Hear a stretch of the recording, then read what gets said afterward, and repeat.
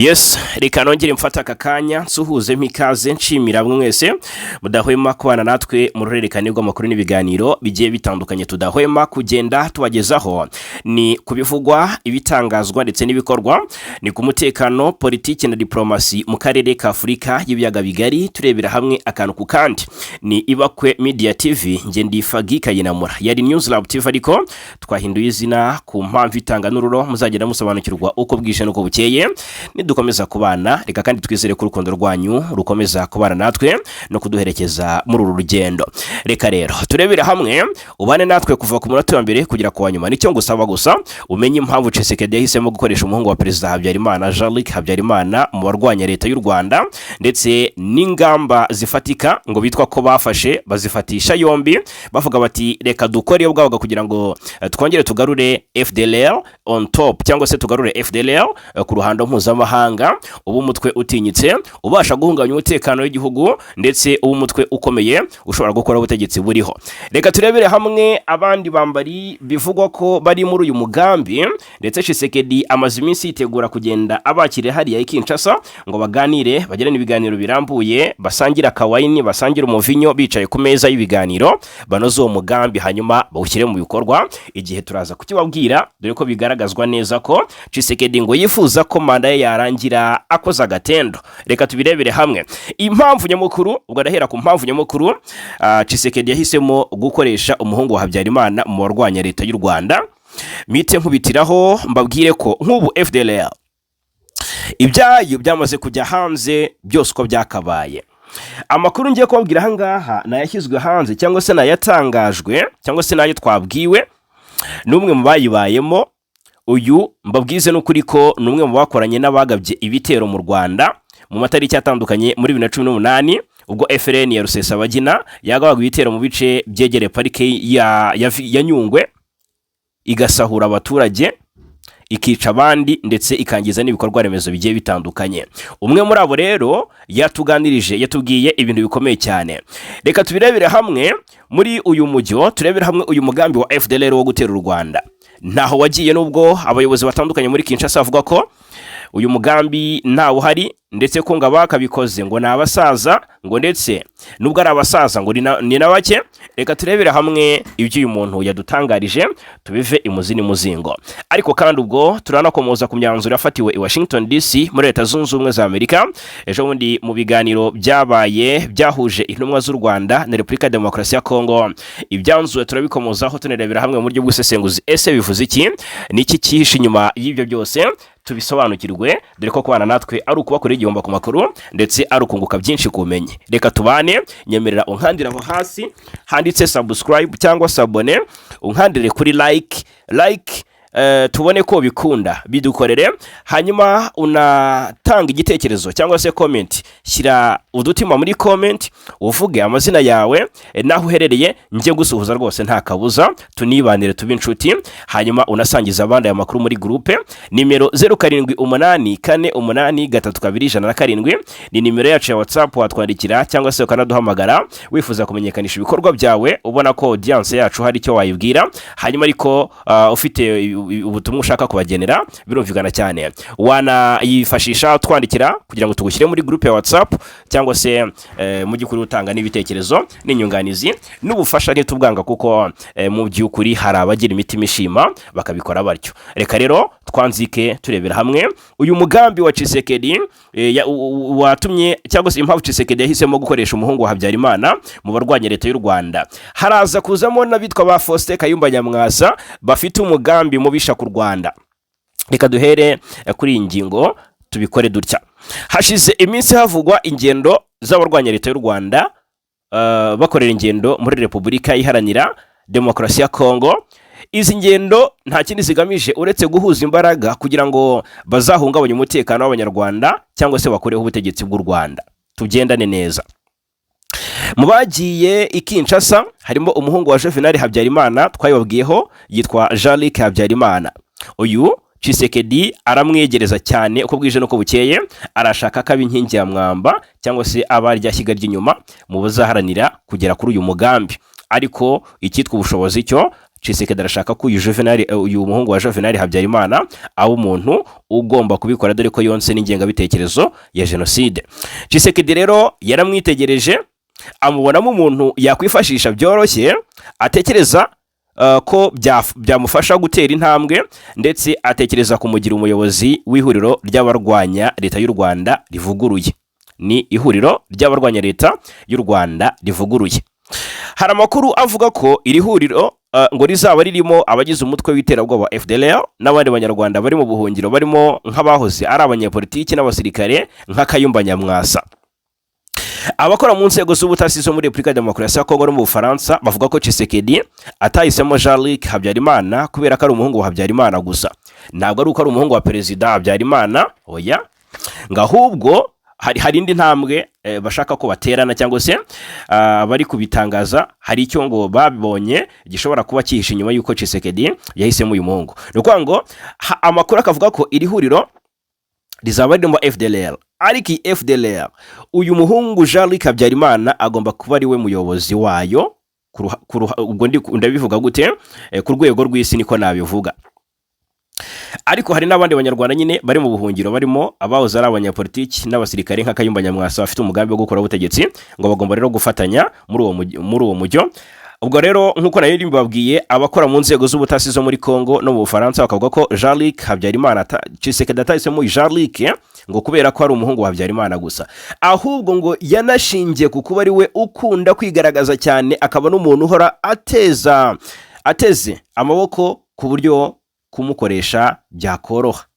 Ni ukuvuga ngo Jean-Luc si no kuba ari umuhungu wa Habyarimana, ahubwo ngo ahora ateze amaboko ku buryo kumukoresha byakoroha.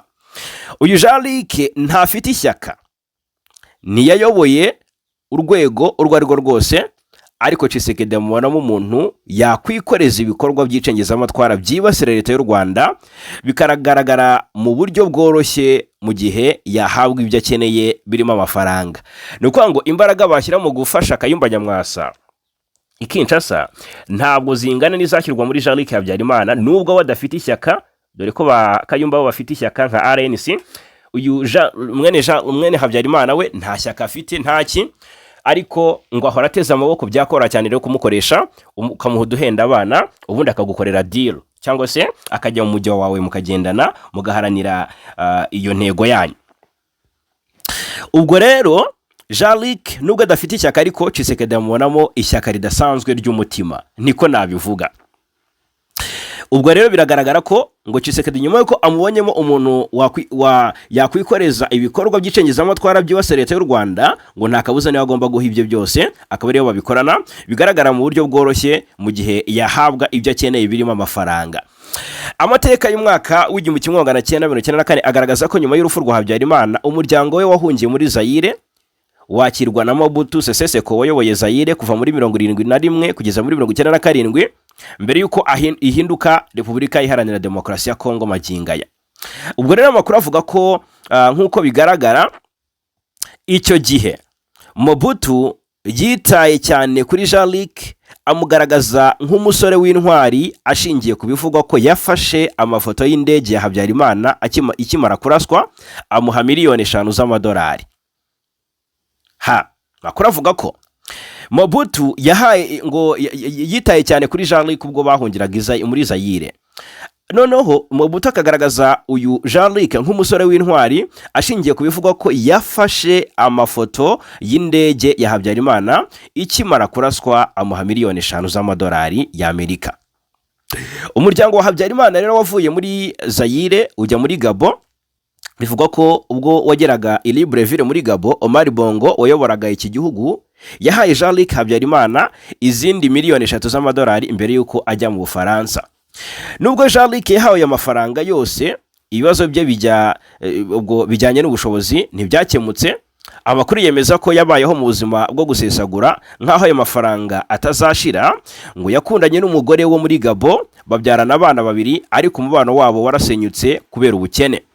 Kuri ubu Jean-Luc rero n'abana be bombi babana n'umugore wa Habyarimana, Agathe Kanziga Habyarimana, aho kuba mu rugo rwabo bwite. Ni ukuvuga ngo abana bombi ba Jean-Luc uko ari 2 bibanira na nyirakuru, nyina wa se, birumvikana cyane.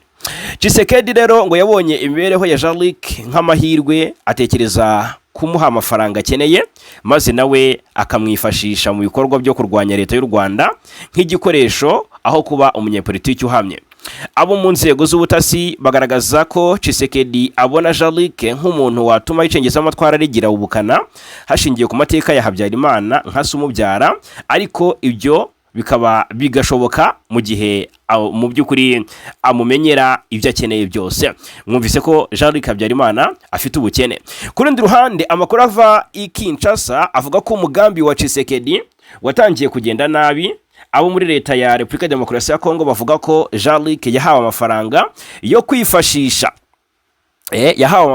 kwifashisha muri uru rugamba ndetse no gukora ubukangurambaga bwo kwibasira leta y'u Rwanda, ariko ko byinshi yakoze birenze gushinga urubuga Extra Africa Media Group. Birumvikana cyane ahangaha Tshisekedi yiyambaje Jean-Luc nk'umuntu uzamufasha kugeza ibye kure hashoboka. Ni Tshisekedi uri gushaka gukora iricengeza amatwara, ariko kandi yagera i Kinshasa agasinyira gusenya FDLR. Murabyumva neza. Uwitwa Tshisekedi ibyo byashoberanye. Ejo bundi ndetse byatangiye tariki 27 Kamena umwaka ushize, u Rwanda na Kongo nibwo byasinye amasezerano y'amahoro i Washington bifashijwemo na Amerika. Gusenya FDLR no gukora ingamba z'ubwirinzi z'u Rwanda biri mu ngingo nyamukuru zigize ayo masezerano. U Rwanda na Kongo byayashimangiye mu tariki 4 Ukuboza 2025, byongeramo ingingo y'ubufatanye bw'akarere mu iterambere ry'ubukungu, byemeranya ko abashoramari b'abanyamerika bazabigiramo uruhare. Ejo bundi u Rwanda rutangira gufatirwa ibihano ngo ntacyo rwigeze rukora mu gushyira mu bikorwa ibijyanye n'amasezerano rwasinyiye Washington. I Kinshasa ntiharebwa icyo basabwa, gusenya FDLR nk'ikintu cy'ibanze. Murumva ko Tshisekedi akomeje ahubwo umugambi wo kuyubakira imbaraga. Noneho birangira ejo bundi tariki 17 Werurwe, intumwa z'u Rwanda na Repubulika ya Demokarasi ya Kongo zongeye guhurira hariya i Washington DC muri Leta Zunze Ubumwe za Amerika, baganira aho ishyirwa mu bikorwa ry'amasezerano basinye rigeze. Noneho intumwa z'u Rwanda na Kongo zahuriye Washington kugira ngo ziganire n'ubundi uko ibihugu byombi byahoshye umwuka mubi ukomeje gututumbana amaginga ya hagati yabyo bitewe no kutubahiriza amasezerano y'amahoro. Izi ntumwa nkwibutsa ko zumvikanye ko u Rwanda na Kongo bigiye gufata ingamba zifatika mu kubahirana ubusugire n'ubwigenge, FDLR igasenywa kandi ingamba z'ubwirinzi u Rwanda rwashyizeho zigakurwaho. Uwitwa Tibonagi uyu ni umwe mu bakomeye cyane muri Leta Zunze Ubumwe za Amerika, yabaye umunyamabanga wungirije wa Leta Zunze Ubumwe za Amerika ushinzwe ubufatanye na Afurika. Yagize atyaraza abivugaho, ariko muri iyi nkuru reka mbabwire uburyo yagaragaje ugushidikanya, ndetse namwe nkeneye ko mu ibitekerezo mumbwire ese murabyumva mute. Uyu Tibonagi yagaragaje ko kugira ngo amakimbirane yo muri Kongo ahagarare burundu, leta ya Kongo igomba kubanza kwambura FDLR intwaro, kuko uyu mutwe ugambiriye cyangwa se ubangamiye umutekano w'u Rwanda, ariko agaragaza ko ngo nta cyizere afite. Ibi yabikuraga kuki? Yabikomozaga ku mibanire ya FDLR na guverinoma ya Kinshasa ndetse n'igisirikare cya Kongo. Birumvikana niba muri presidence abarinda perezida harimo aba FDLR ruharwa, niba inkingi ya mwamba ku rugamba ruri guca ibintu muri Kivu y'Amajyepfo n'Amajyaruguru FDLR ari iri kwisonga, niba abambari nk'igihugu cy'u Burundi gicumbikiye aba FDLR barenga 9,000 nkuko twabigaragarijwe, kubasenya bizahaturuka kuki? Niba FDLR ari igisirikare cy'inyeshyamba ariko kikaba kirusha imbaraga n'ubushobozi n'imirwanire igisirikare cya Kongo, bizagenda bite ngo igisirikare cya Kongo kirwanye FDLR kiyirandure? Kuko ikijyanye no guhashya FDLR binyuze mu biganiro byo simbona ko bishoboka. Kandi nanone ikindi ku rundi ruhande, ese hakwemererwa u Rwanda kwinjira muri Repubulika ya Demokarasi ya Kongo mu buryo bweruye ngo ijye kwihigira FDLR? Ibi nabyo ugasanga ni ikibazo gikomeye. Ariko gusenya FDLR bikozwe, ikibazo cyaba kivugutiye umuti, kubera ko u Rwanda rwahita rusabwa nabwo gukuraho ingamba z'ubwirinzi rwashyize ku mipaka nta no kuzuyaza. Ubwo twakwibaza uko byagenda mu gihe u Rwanda rwabaho rutirindira umutekano. Iki nacyo abantu barakibaza bikabayobera. Icyo nshaka tuvuga aha ngaha, reka tumenye icyo Nagi yavuze, uyu Nagi avuga ko nta cyizere, ariko agira ati ni byiza gushyira hanze irindi tangazo ry'amahame rihuriweho ry'Amerika, Kongo n'u Rwanda ku ngamba zo guhagarika amakimbirane yo muri Repubulika ya Demokarasi ya Kongo, ariko byose ati bihera kuri Kongo igomba gusenya FDLR. Ikibazo kibangamiye u Rwanda ndashidikanya cyane ko babishobora cyangwa se ko babishaka. Uyu ni Tibonage. Ese koko FDLR kuyirandura uri Tshisekedi yahera he? Murabizi neza ko Tshisekedi afatiwe runini na FDLR mu rugamba hanganyemo na M23, birakomeye cyane.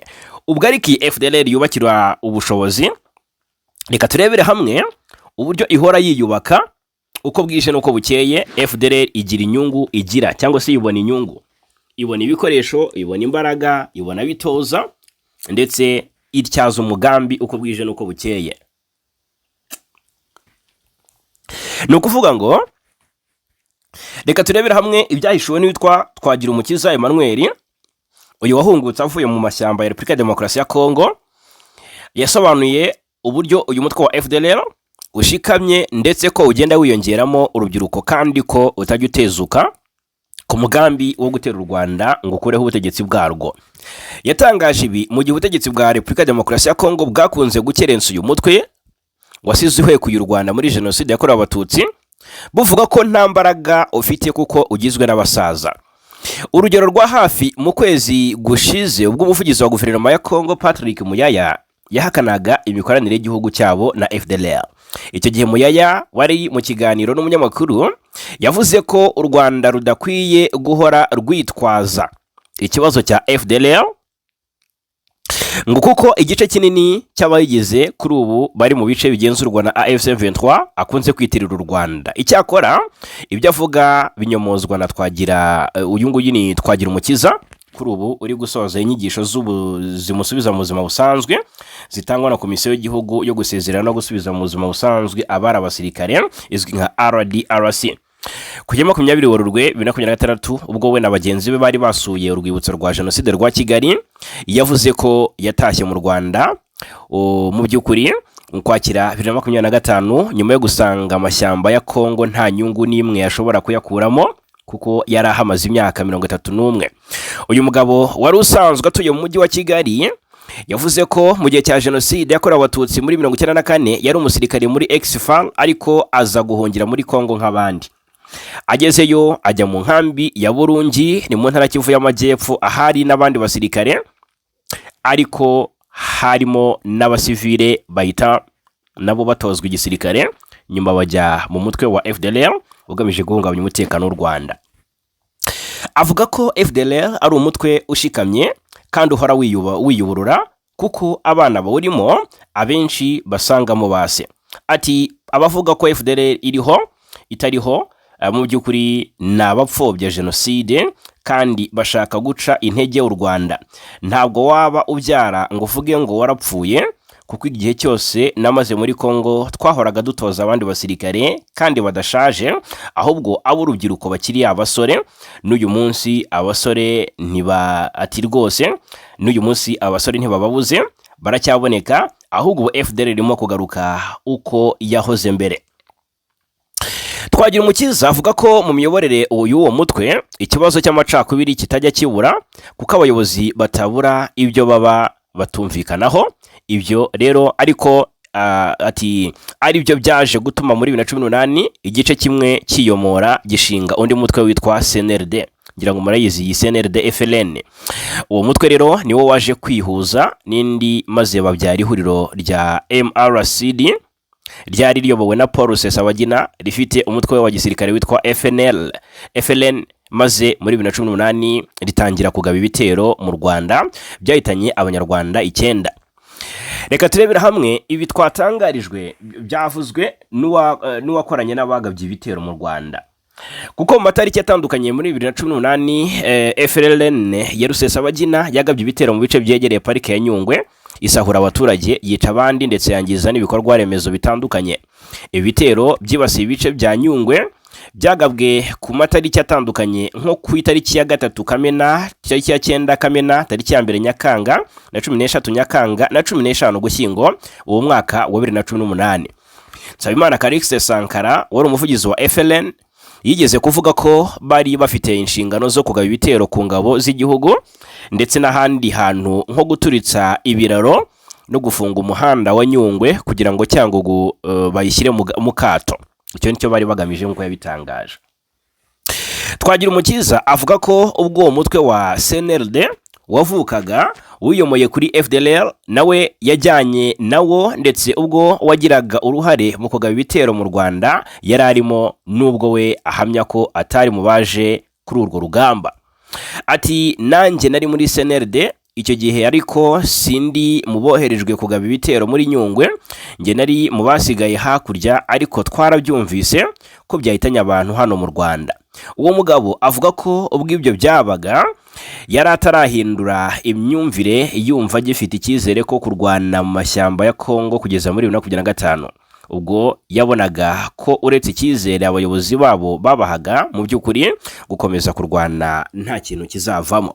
Ati ibintu barimo nta mumaro uretse gusa guhora babeshya ngo barasenga bakabahanurira ibinyoma, ubivugavuga ibyo yishakiye aniteranya n'Imana, ahubwo kuko iyo ntibeshya natekereje amacakubiri yabo kandi ari bo bakuru. Ati nenda kubahindura, ndavuga ni mbivuyemo, reka nsange abunze ubumwe twubaka urwatubyaye.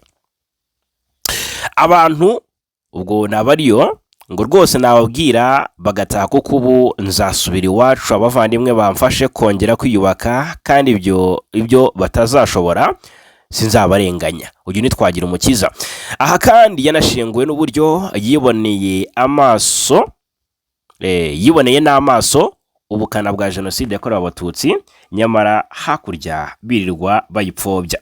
Ati ibyabaye ntibizongere gusubira, ndetse mfite ubushobozi abarwanya iki gihugu bashaka kugisubizaho cyavuye nabahagarika. Biteye agahinda kuko ubu ni ubugome ndengakamere. Hakurya usanga hari abapfobya gusa kuko bamwe ntibabibonye, ariko imibiri niboneye y'abazize jenoside ntekereza ko ari isomo rihagije kuri bamwe bashaka kongera kubisubiramo. Uyu mugabo wahunze akiri umusore ariko ubu akaba afite umugore, yavuze ko hari abenshi azi bakiri mu mashyamba ya Repubulika ya Demokarasi ya Kongo bakuze cyane, babuze n'ubushaka abagore, ngo bari kwita ku rugamba ngo kandi nta n'ikintu barwanira. Yashimye uko u Rwanda rwateye intambwe ifatika ugeranyije n'uko yarusize mu mwaka w'1994. Ikibazo cy'umutekano muke gishinze imizi mu mwaka w'1994 nyuma yo gutsindwa kwa leta yateguye jenoside. Ingabo za ex-FARC n'interahamwe byishe abarenga miliyoni imwe mu Rwanda, hanyuma bahungira muri Zaire, bahungana intwaro bahungira muri Repubulika ya Demokarasi ya Kongo, aho kwamburwa intwaro no kujyanwa kure y'imipaka y'u Rwanda nk'uko amahame mpuzamahanga yo kurinda impunzi abiteganya. Iyi mitwe yemerewe kuba mu nkambi Goma na Bukavu, mu birometero bike cyane uvuye mu Rwanda. Izi nkambi zahise zihinduka ibigo bya gisirikare, aho niho rero iyi mitwe y'abajenosideri yisuganyiriza yinjiza abarwanyi bashya, bagatanga imyitozo igaba ibitero mu Rwanda. Iri huriro kandi ryahindutse ALIL nyuma iba FDLR. Kugeza ubu muri Kongo habarurwa abarwanyi ba FDLR baba ari hagati mu 7 ndetse n'ibihumbi 10. Uyu rero ubutumwa yaduhaye nizere ko bufite icyo busobanuye cyangwa se bukuraho urujijo kubatekereza ko FDLR yaba itakiriho cyangwa se yaba yaracitse intege, atari umutwe ufite ubushobozi bwo guhungabanya umutekano w'u Rwanda muri rusange. Uyu mugambi rero wa FDLR Tshisekedi ashyigikiye abagarira ngazaba ufitemo n'abano ba Kayumba Nyamwasa. Nahoze mbona ejo bundi umunyamakuru Pero Luwala ukunze uzwiho gutangaza amakuru y'ibanga y'imbere mu butegetsi bw'Kinshasa, uyu usanzwe mu by'ukuri wibara mu gihugu cy'Ububiligi, yari yavuze ko usibye Kayumba Nyamwasa, uyu washinze umutwe wa Rwanda National Congress RNC, Tshisekedi yiteguye kumwakira bakanoza umugambi, ariko hari n'abandi batandukanye Tshisekedi yifuza ko bakorana barimo nka Rudasingwa Theogene wigeze kuba umunyamabanga mukuru w'ishyaka RPF Inkotanyi, barimo nka David Himbara uzwiho gusebya ubutegetsi bw'u Rwanda, na General Gahima wigeze kuba umushinjacyaha wa Repubulika. Gusa ntibizwi kizaba kijyanye aba bagabo i Kinshasa, gusa bitekerezwa ko n'ubundi uruzinduko rwabo ruri mu mugambi wo guhungabanya umutekano w'u Rwanda Tshisekedi akomeyeho.